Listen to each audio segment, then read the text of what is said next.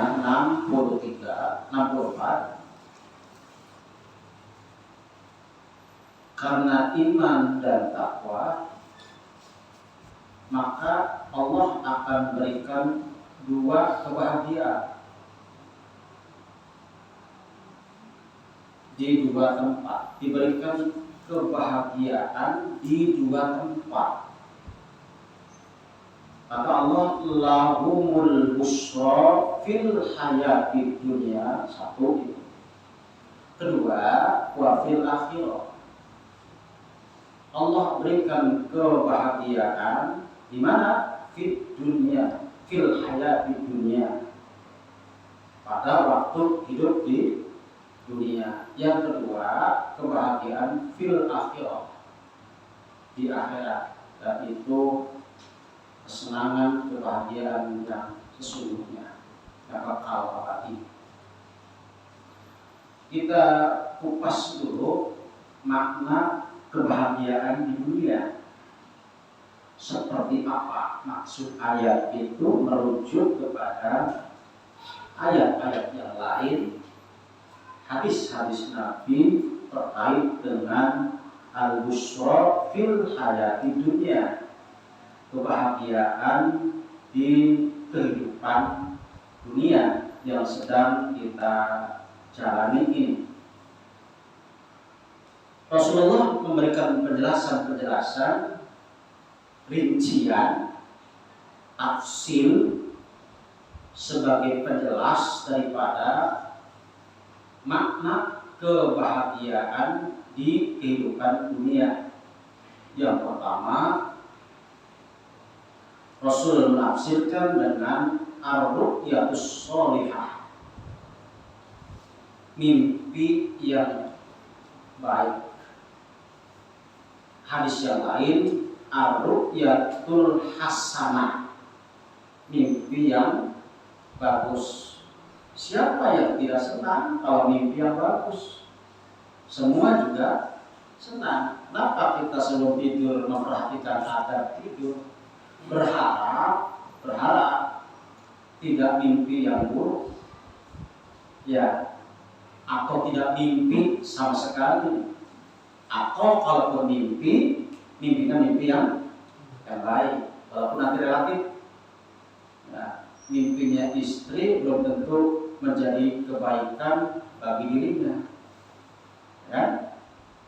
Mimpinya suami, mungkin suami memahami ini mimpi yang baik, bagi istri belum tentu. Kira-kira kalau istri mimpi suaminya nikah lagi, baik atau tidak? Ya kan? Ketika istri mimpi suaminya nikah lagi, itu menurut istri baik atau tidak? Kalau imannya lagi lempeng, lagi lurus, lagi takwa, mungkin disibukkan mimpi yang lain. Ya kan? Tapi kalau imannya lagi lemah, lagi lemes, lagi turun, wah ini mimpi seburuk-buruknya mimpi, bukan begitu. Ya. Diungkap dengan dua ungkapan, ar-ru'yatus sholihah dengan ar-ru'yatus hasanah. Jadi kan terjemahannya ya kita lempeng saja bahasa Indonesia, mimpi yang baik dan bagus, as-sholihah yang bagus, hasanah juga bagus. Dari segi mananya adanya perbedaan antara hasanah dengan sholihah. Nah kalau kita baca hadis Nabi kan ada istilah istri yang sholihah. Enggak ada istri yang hasanah, sudah ada istri namanya hasanah. Ya kan? Kan tidak ada istri ya apa namanya seindah dunia adalah perhiasan, ya kan? Seindah-indah perhiasan adalah al-mar'atus sholihah. Istri yang sholihah enggak ada, al-mar'atul hasanah enggak ada. Berarti memang peruntukan kalimat sholihah itu ya lebih pas digunakan di situ. Lebih pas di situ. Nah, nampaknya untuk mimpi ini bisa menggunakan sholihah, bisa menggunakan hasanah. Tapi untuk istri tidak bisa menggunakan al-mar'atul hasanah. Enggak pas itu. Dan Nabi menggunakannya al-mar'atus sholihah dengan ciri-ciri terangkan. Istri yang sholihah adalah istri yang satu, membantu untuk ketakwaan keselamatan suaminya. Alladzi tu'idu li zaujiha fil akhirah, membantu untuk keselamatan daripada suami, karena tugas suami berat. Membawa diri saja belum tentu bisa untuk ke surga, ditambah beban harus bawa istri, harus bawa anak, bawa yang lainnya. Nah, istri yang solehah membantu suaminya untuk menyelamatkan semuanya. Jadi bisa tu'inu li zawjiha fil akhirah, bisa membantu untuk keselamatan di akhirat, meringankan langkah suami dalam ketakwaan kepada Allah. Itu sesuatu yang paling berharga. Karena ada istilah apa namanya, harta yang paling berharga adalah keluarga. Kalau keluarganya baik, kalau keluarga baik, apa akan merasakan harta berharga? Ya, harta tak berharga barangkali kalau tidak baik.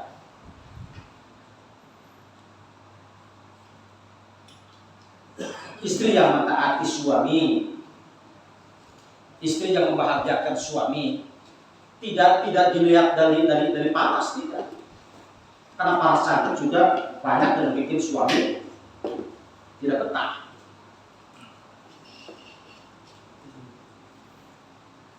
Istrinya Nabi Ibrahim namanya Hajar. Apa cantik? Tidak. Kenapa dihadiahkan dari Raja Ibrahim? Kenapa dari rajanya nggak make, diserahkan kepada Ibrahim? Hajar itu bukan, jangan dikira itu wanita cantik.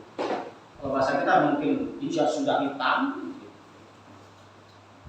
Ibrahim kan tidak hitam, dikasih istri yang beda gitu. Dan itu istri bahasa kita aja. Raja nggak make, ya kalau make pasti diberikan. Tapi saat itu jangan memberikan, yang ada istri yang mana pun yang cantik diketahui oleh raja, kalau itu sudah bersuami diambil.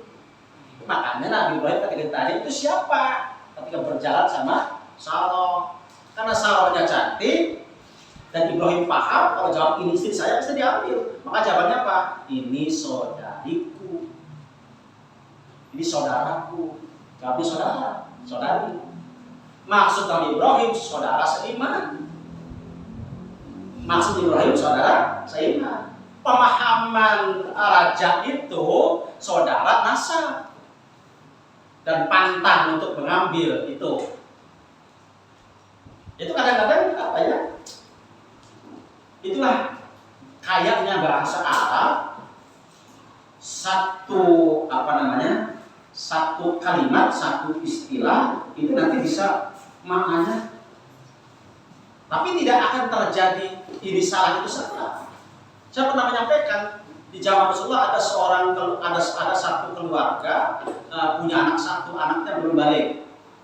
Suaminya pamitan pergi untuk beberapa hari untuk satu keperluan. Ketika suaminya pulang, belum nyampe ke rumah, anaknya meninggal. Anak belum balik. Anak lagi lucu-lucunya meninggal. Dan bahasa yang disampaikan oleh istri ketika suami nanya, "Bu, si kecil bagaimana?" Jawaban si istri, "Pak, si kecil lagi istirahat." Maksud istri lagi istirahat itu ya sudah meninggal. Kenapa? Karena orang yang beriman, orang yang tidak punya dosa, ketika meninggal dunia maka ia mustarih, istirahat.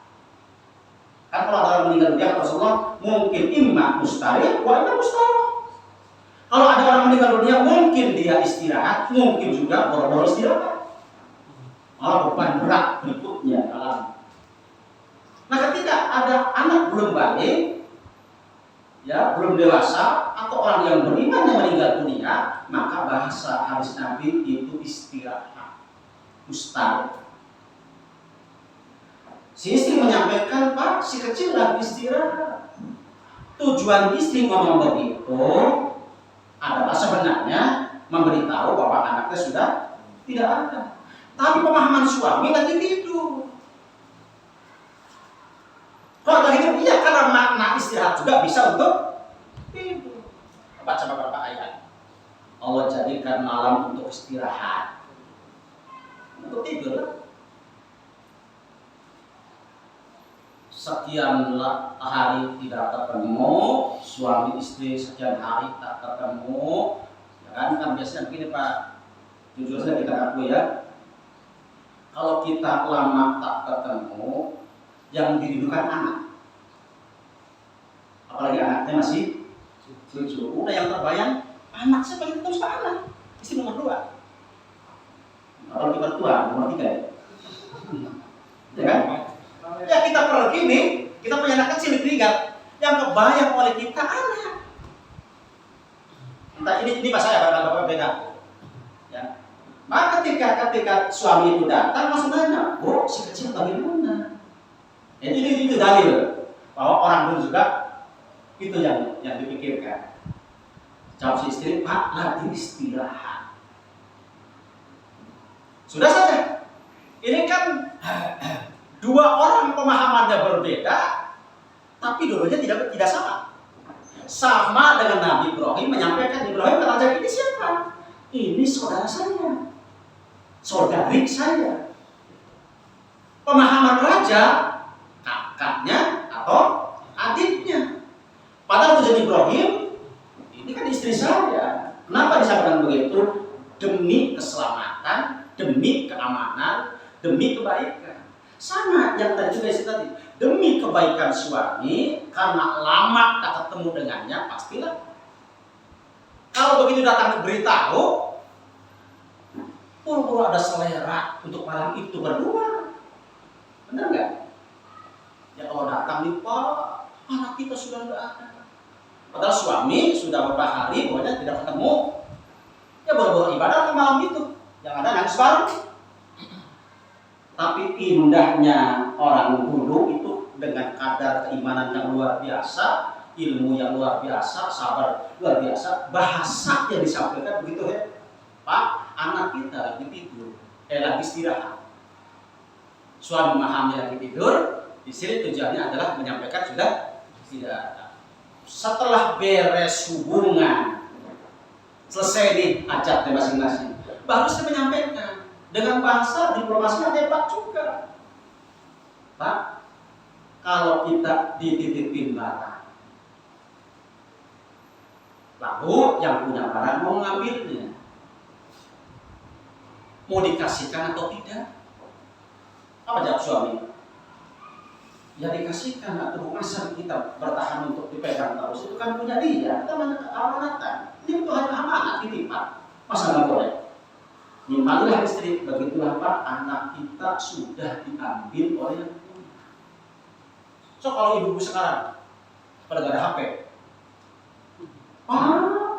segera pulang, anak kita sudah tidak ada. Udah nyetir motor, suami, apa yang penting kan? Berhenti dulu, kalau sudah ada selonjor mungkin. Ya kan? Panik lah. Ini menunjukkan kadar keilmuan, ya. Internetnya hebat, kesabaran luar biasa, yang sampai saat ini juga belum ada. Sampai saat ini belum ada wanita seperti ini. Kalau mengikuti mangga, tapi ya kayaknya nggak bisa.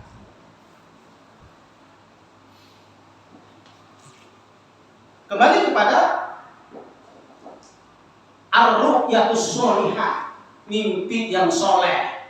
Ada al-mar'atus sholihah, ada ar-ru'yah sholihah, mimpi yang soleh, ada juga istri yang soleh. Ada titik kesamaan. Apa? Sama-sama menyenangkan. Bagi yang mimpi, bila mimpinya bagus, senanglah mimpi yang bagus. Sama dengan suami punya istri yang soleh, sangat senang punya istri yang soleh. Sama-sama menyenangkan. Nah, terkait dengan ar-ru'yatul hasanah, terkadang mimpi itu tidak bisa dijabarkan. Tapi pernah mimpi melihat sesuatu yang bagus dan atau diperlihatkan.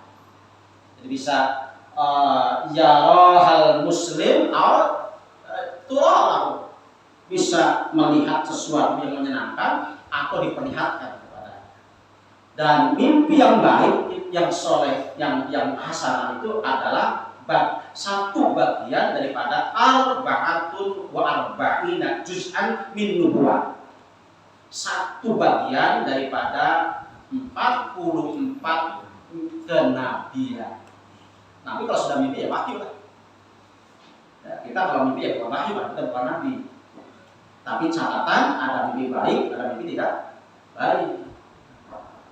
Indikasi mimpi baik biasanya pelaku mimpinya sebelum tidur seperti apa. Adab tidurnya diperhatikan. Itu kalau mimpi biasanya mimpi kebaikan. Kadang saya mimpi ketemu sama orang-orang yang sudah tidak ada. Ketemu. Karena dimulai dari adab tidur, ya kita punya kesimpulan lebih bagus. Walaupun mimpinya ketemu sama orang-orang yang sudah tidak ada. Kadang-kadang kita pernah mimpi tapi susah menjelaskan. Barangkali pernah begitu, mau pernah mimpi tapi susah menjelaskan. Ada yang begitu. Namun ketika susah jelaskan, itulah asana. Kalau jelek kan jelas ya, mimpi juga dalam anjing, itu udah capek gitu kan. Ya. Mentok ke tembok, balik kemana lagi, anjing segerkat gitu. Tong nongkrong, balik lagi. Jadi masih ingat gitu, kalau kita begitu caranya. Bangun aja lah. Jadi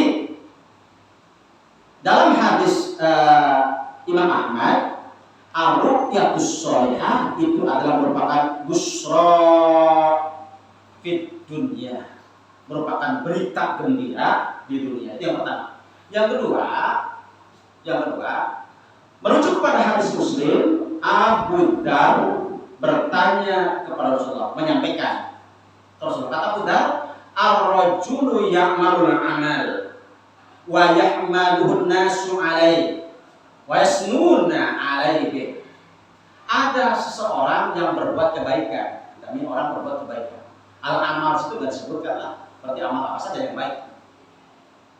Ada orang berbuat kebaikan, lalu orang-orang memujinya. Orang dia beramal tidak bermaksud dan tidak ingin untuk dipuji, tidak. Tapi mendengar orang-orang memujinya. Pak, kalau orang beriman meninggal dunia, siapa sih yang tidak memuji? Ya kan? Langit, bumi saja merasa kehilangan ketika orang beriman meninggal dunia. Bakatis sama bertal. Bumi, langit menangis karena meninggalnya orang yang beriman. Bumi menangis karena orang itu tidak lagi beribadah di tempatnya, tidak lagi sujud. Langit menangis karena tidak ada lagi stor amal, asar dan subuh, ya kan? Soalnya barangkali ada sedekah jariyah, ada ilmu manfaat, ada anak soleh. Jadi kata Abu Dar, ar-rajulu ya'malul amal wa yahmaduhun nasu alaihi wa yasnuna alaihi. Ada orang beramal, berbuat baik, lalu orang-orang menyanjungnya, orang-orang memujinya. Ada kalimatnya, ada kalimat yahmad, memuji. Alhamdulillah, segala puji bagi Allah. Ada wasnun, as-sana, sanjungan. Ini juga rumit lagi kita memahami. Apa sih bedanya Rasul bersabda, ada yasnun, ada yahmad. Dan nampaknya kalau kita teliti, ketika menggunakan alhamdulillah, langsung yang memujinya. Kayak kita langsung memuji Allah, alhamdulillah. Tapi kalau yasnun, pujiannya tidak disampaikan langsung, tapi dapat berita dari yang lain.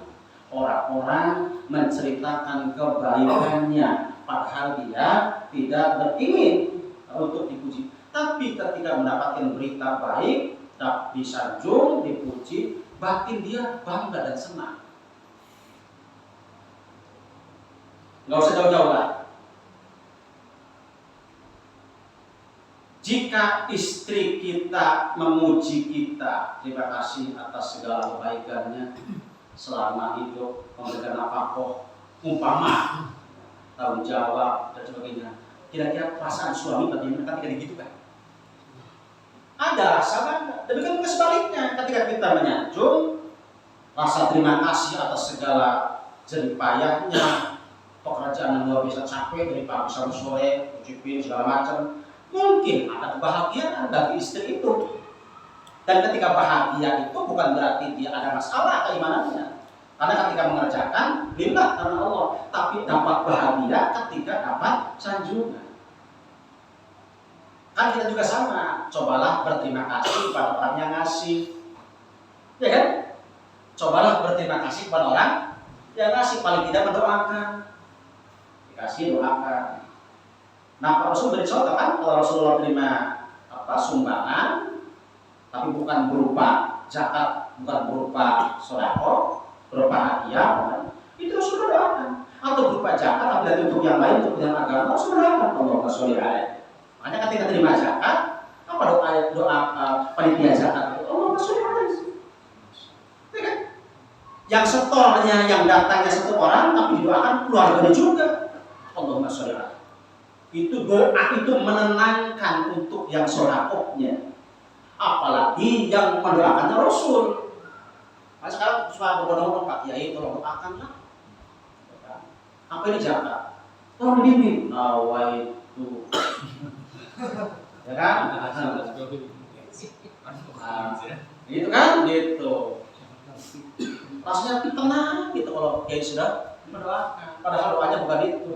Allahumma sholli dari Nabi dan begitu, bukan nawaitu an ukhrija zakatal fitri, itu menjadi dua asal usahakan masih bisa bikin.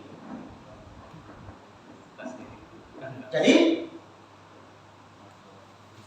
merujuk kepada hadis Muslim bahwa kebahagiaan di dunia bagi orang beriman ketika rasa bangga, rasa senang orang-orang menyanjungnya, padahal ketika beramal dia tidak mengharapkan pujian itu. Persis istri merasa senang karena oleh kitanya menjadi disanjung, atau suami ya dapat ucapan yang sangat berharga dari istrinya atas segala kebaikan-kebaikannya, tentu saja suami akan senang. Dan kesenangan itu adalah kebahagiaan di dunia. Dan kalau mau dirinci ya banyaklah bahagia dunia itu, banyak, tak terhitung.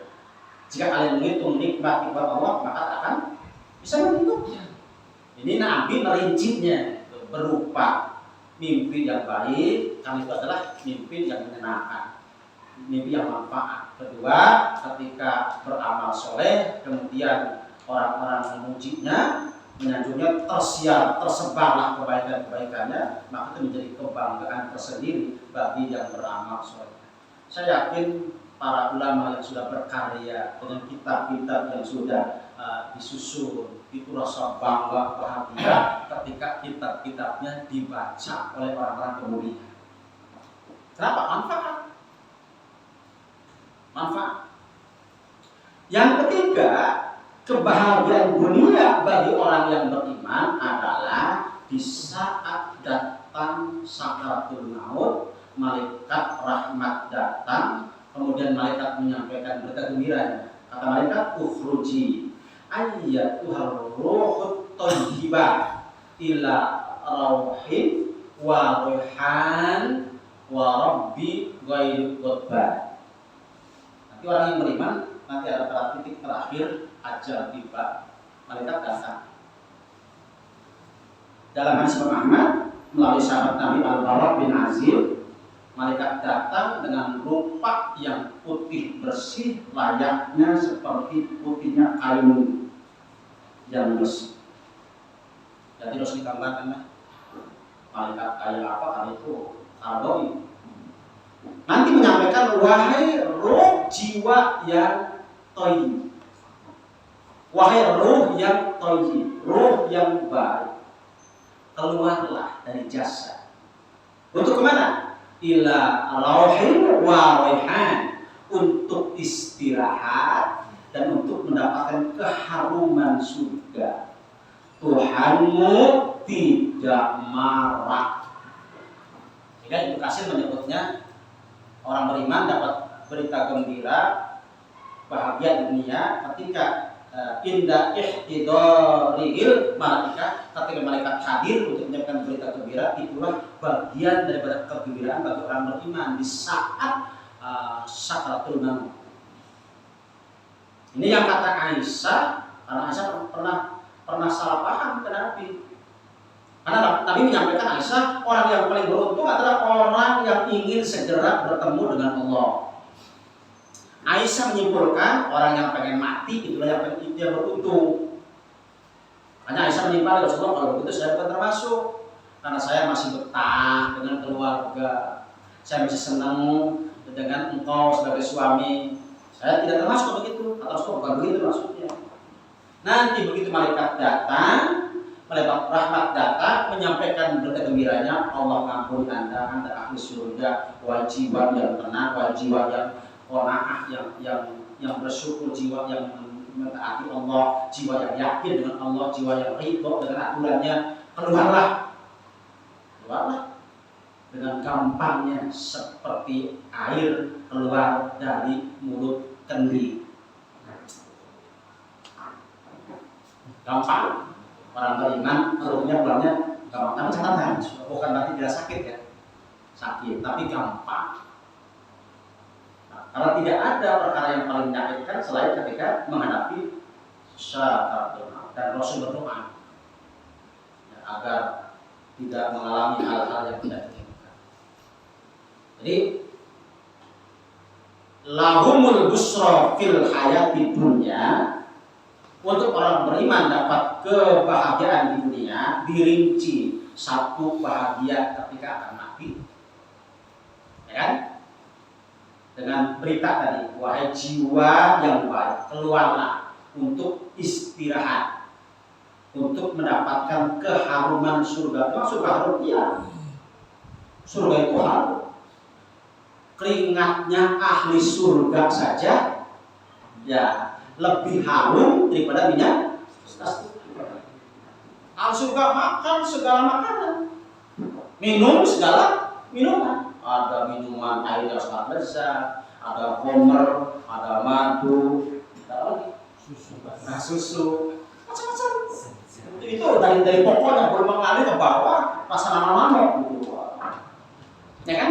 Itu yang empat minuman itu, air yang sangat lezat, khamr, madu dan susu, itu yang pokok. Begitu dari ke bawah, makanya banyak ayat. Ada janjabil, ada kafur, ke bawah nih. Setelah ke bawah, surga sudah dibikin ini aliran dan orang mukmin bebas mengambilnya. Itu sudah pelaksanaan macam apa? Nah, oplos. Gitu ya. Kalau sekarang kan minuman macam-macam ya. Oplos kan itu Pak. Ya kan? Susu yang campur jahe, kan gitu. Campur apa lagi? Coklat, apa lagi? Rasanya apa? Ya kita rasa. Ada janjabil, ada jahe. Jadi ini yang bisa kita ambil makna lahumul busra fil hayati dunya. Allah berjanji memberikan kegembiraan untuk orang beriman walaupun masih di dunia. Di antaranya 3 poin tadi. Mimpi yang bagus, yang baik, kemudian dapat pujian, sanjungan dari orang-orang ketika berbuat baik, tapi ketika dia beramal tidak pengen dipuji. Kemudian puncak kebahagiaannya adalah ketika malaikat maut datang menyampaikan berita gembiranya. Itu adalah kegembiraan yang kemudian putuskan ingin segera bertemu dengan Allah. Kalau sudah malaikat menyampaikan Anda ahli surga, Allah mengampuni, lupa Pak dengan anak dan istri, pengen segera bertemu dengan. Tapi kalau orang-orang yang tidak beriman, orang yang su'ul khotimah, tidak husnul khotimah, itu Quran menyebutnya wal tafatis saqu bis-saq. Betis kanan bertaut dengan betis kiri. Kata Ibnu Abbas itu menjelaskan betapa beratnya menghadapi sakaratul maut. Berat yang pertama, berat tinggalkan dunia. Berat tak tinggalkan dunia. Aduh anak bagaimana, aduh istri bagaimana, aduh anak bagaimana, aduh, waduh belum dilantik, belum balik modal, malaikat keburu datang. Berat itu. Oh, tujuannya balik modal atau lebih kita lebih. Ini modal belum, nanti aja belum malaikat keburu datang. Berat nanti di alam kubur, berat di padang mahsyar, berat terakhir neraka. Jadi wal tafatis satu bisa beban berat bertambah, syiddah bisyiddah, berat tambah berat, berat pertama di dunia, berat kedua di alam kubur, berat ketiga di padang mahsyar, berat keempat di neraka. Orang beriman dari awal pun sudah ringan, sudah senang, ingin segera bertemu dengan Allah. Alam kubur nikmat kubur, padang mahsyar ringan hisabnya, terakhir nyebrang pun selamatlah nyebrangnya. Dan tempatnya surga. Jadi dari awal sudah ciri. Kalau sudah husnul khotimah sudah kesananya beres. Walaupun tetap di pada masa tetap ada rasa khawatirnya, rasa tetap ada, tapi semuanya beres. Itu al-busra fil hayatid dunya. Sementara kan ayatnya lahumul busra fil hayatid dunya wa fil akhirah. Di dunia ada busra, di akhirat juga ada busra. Bukan busra ya. Di dunia ada busra, di akhirat ada busra. Nah, diringkas Rasul menyebutnya al-busra fil akhirah, al-jannah. Busra, berita gembira di akhirat adalah surga, disebutnya surga. Kalau mau dirinci, ya surga tidak bisa oleh kita dirinci. Ya. Hanya kata Rasulullah, la tansawul azimatai al-jannah wana. Coba kalian jangan lupakan dua perkara yang hebat, dua perkara yang luar biasa. Apa? Surga dan neraka. Itu dua perkara yang berat. Surga berat, artinya hebat dengan segala pilihannya. Neraka berat dengan siksaan. Maka jangan lupa dua hal itu. Kenapa kita sering gampang beliau sama itunya lupa? Sama surganya lupa, sama nerakanya lupa. Yang haram diambil lupa sama neraka. Jadi ayat seterusnya la tabdila li kalimatillah. Tidak ada perubahan untuk janji dari Allah. Oh, kalimat dari janji. Ya ini sesuai dengan konteks sebelumnya. Tidak ada perubahan bagi kalimat-kalimat Allah. Apa maksudnya?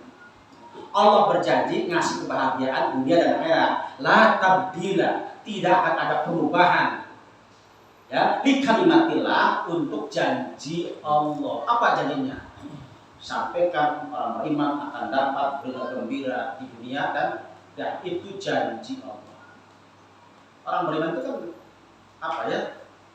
Kenapa ada hadis orang kalau senang sedekah jiwanya tenang? Itu sudah kebahagiaan di dunia. Dipuji, ada yang muji atau tidak, tersiar atau tidak, sudah ketenangan. Tapi kalau sudah jiwa pelit ya justru kalau sudah apa malah nurdel, tidak tenang. Kalau harus pelit tenangnya nggak sodako. Makanya kalau ya ayat Tuhan nafsu berpakaian jangan datang jiwa yang tenang. Orang yang tidak beriman juga tenang kalau sholat apa. Mutmainannya harus jelas, harus benar pemahaman mutmainannya. Walaupun terjemahnya wahai jiwa yang tenang. Nanti yang tidak sholat juga tenang. Banyak orang yang tenang saja walaupun tidak sholat. Apa begitu maksudnya? Tenang. Ini harus dijabarkan. Mutmainah itu apa? Ini mutmainah terjemahan kita tenang. Kalau harus tinggal ke situ. La tabdila li kalimatillah, apa maksudnya?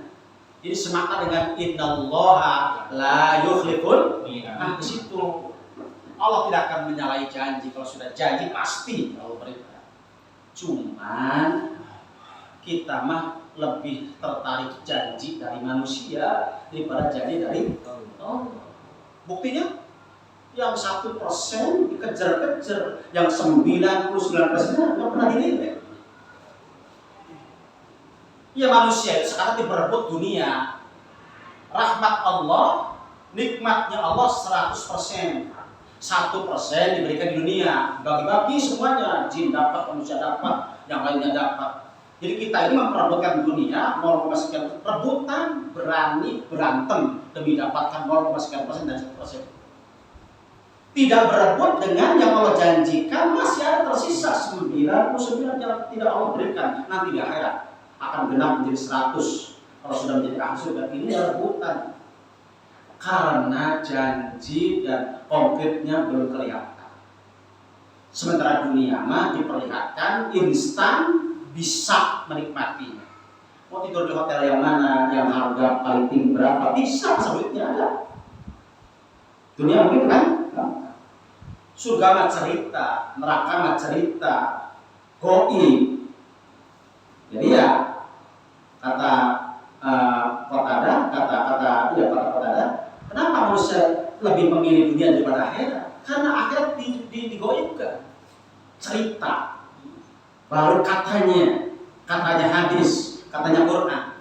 Sebab dunia ditampakkan instan, hadirah, qurwa, manis, menarik, hadir, siap saji, asal uangnya ada, orang pun bisa. Itu dunia. Akhirat digoibkan. Jadi la tabdila li kalimatillah itu semakna dengan innallaha la yukhliful mi'ad. Yang begini namanya lafadznya berbeda-beda tapi maksudnya sama. Apa? Mutarodif. Ya kan? Mutarodif. Lafadznya beda-beda tapi maknanya satu. Allah sebutkan tentang kiamat dengan lafadz yang banyak. Al-Haqqah, kiamat.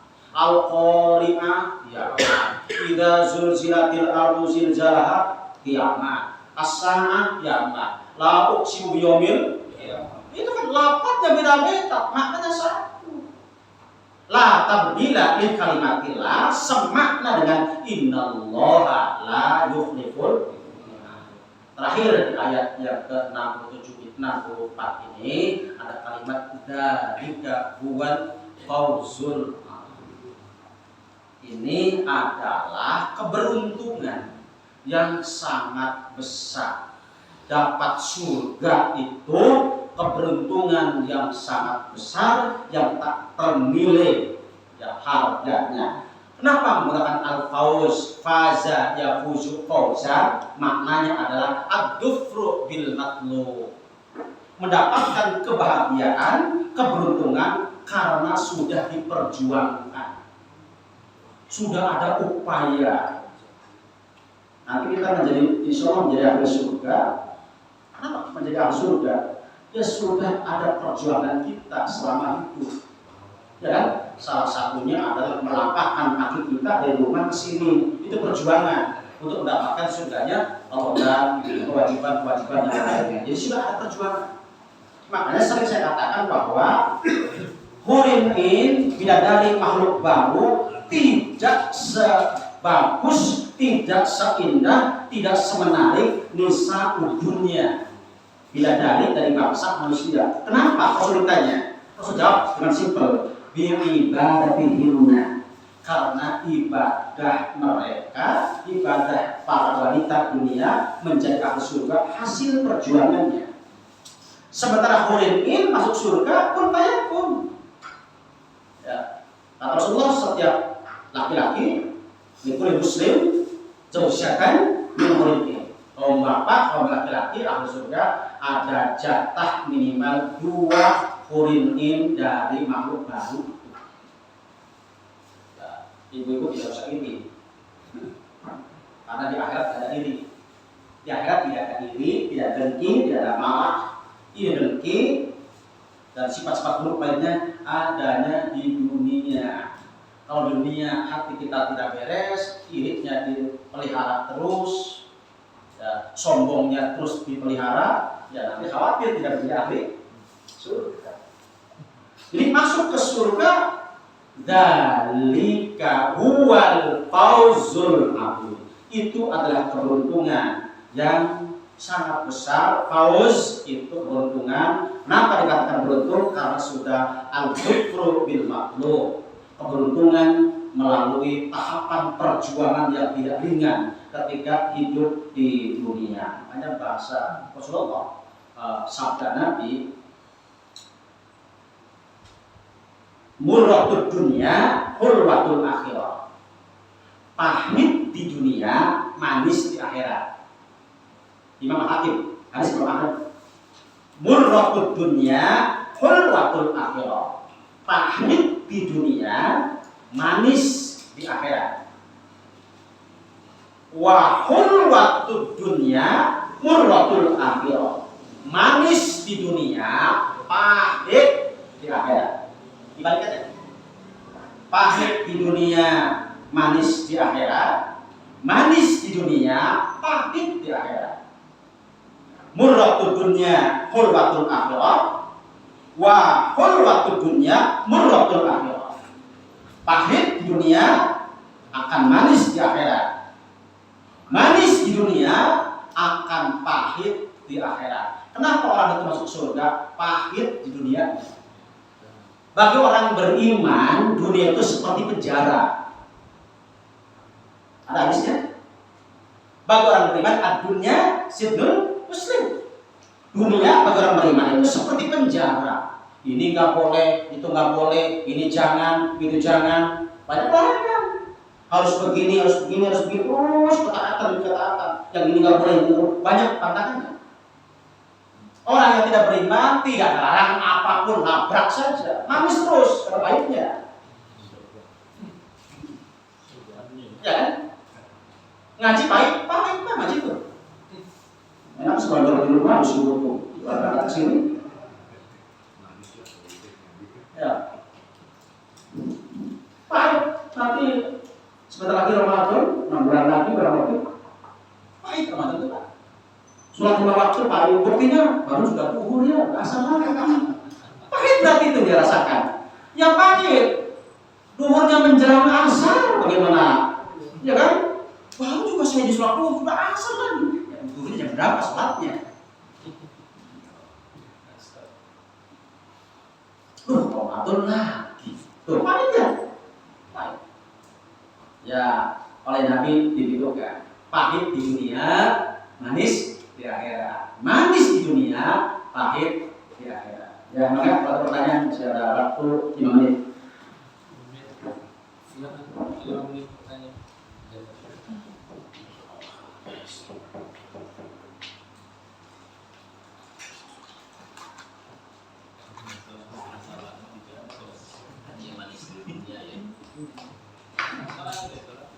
Jangan makan.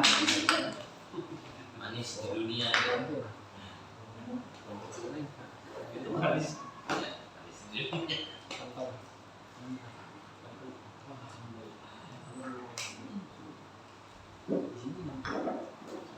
Coba ada pertanyaan? Ya. Baik, saya tutup. Akhir kalam, wassalamualaikum warahmatullahi wabarakatuh.